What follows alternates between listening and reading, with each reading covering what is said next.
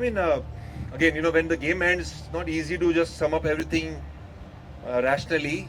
But at the same time, one thing which I would say is that this has been a difficult year. I'm sure all the teams will say that difficult year for people who win the toss to actually judge the pitch really correctly.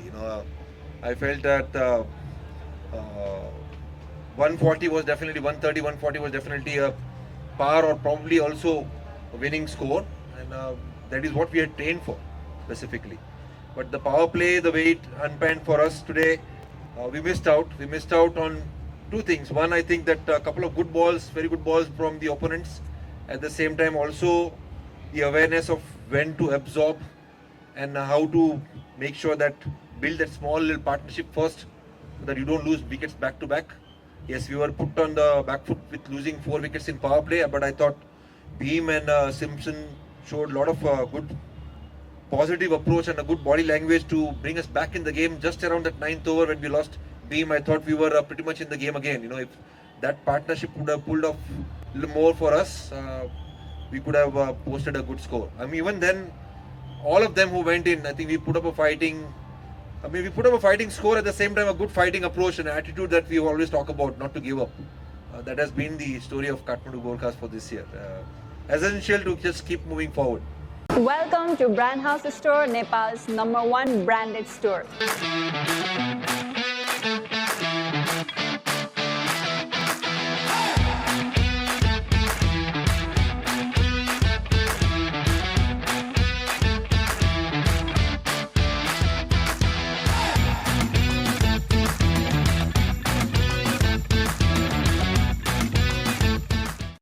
I mean, I think at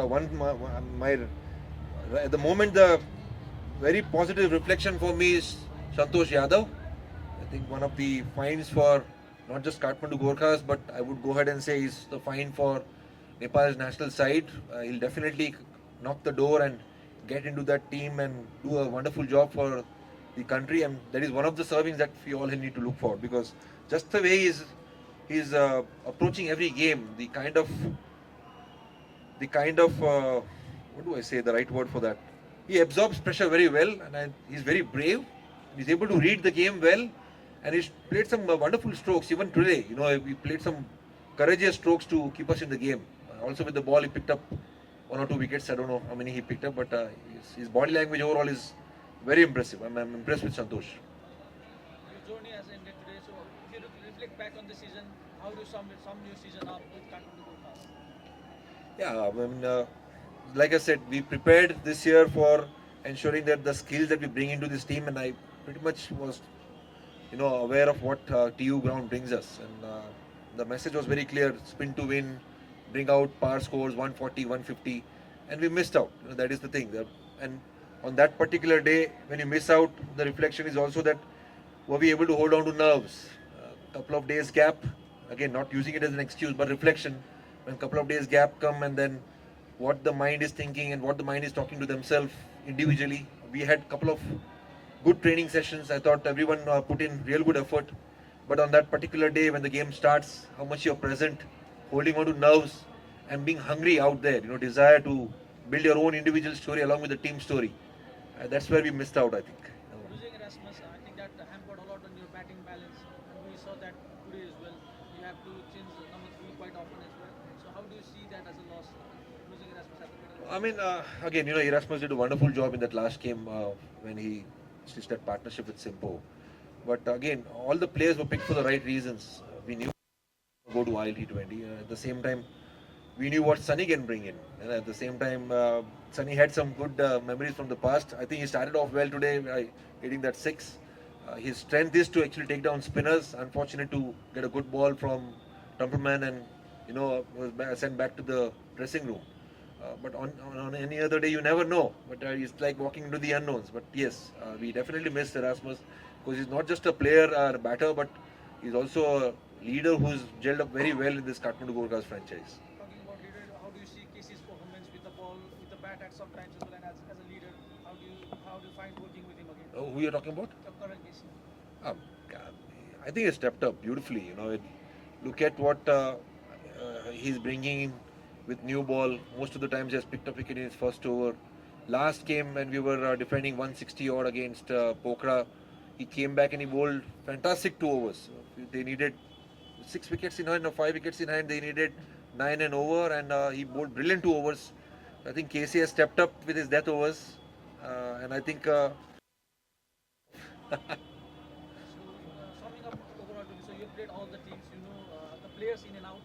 With 3 teams to go, who do you think will be lifting the trophy at the end of the season?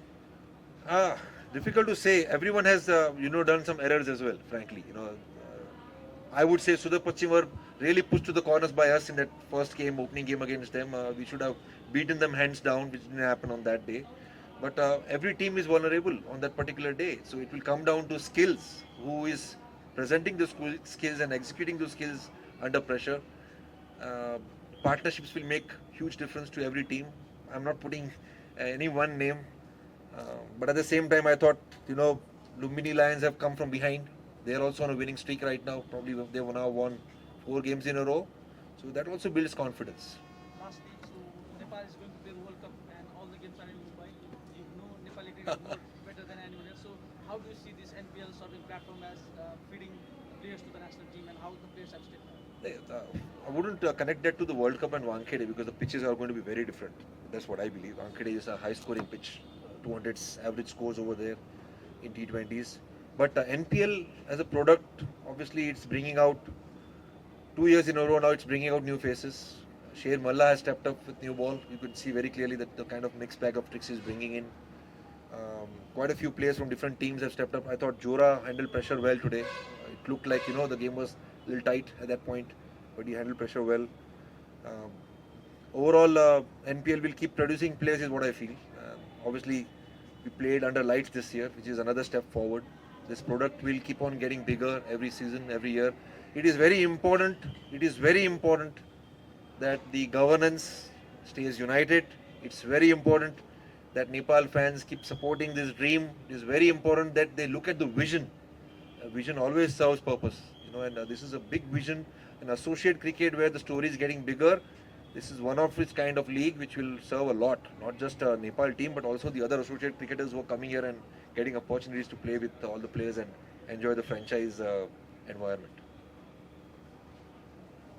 Hello, Monty. Reading in hindsight, we could have fixed number 3 batting position because I think Kathmandu Gorkhas try 4-5 position in their slot. That's a far good number in a short tournament like this. I have a very strong belief towards one thing which you talk about batting positions. Number one thing is that I can vouch for it that all the 18 players who are with Kathmandu Gorkhas, they train for every position.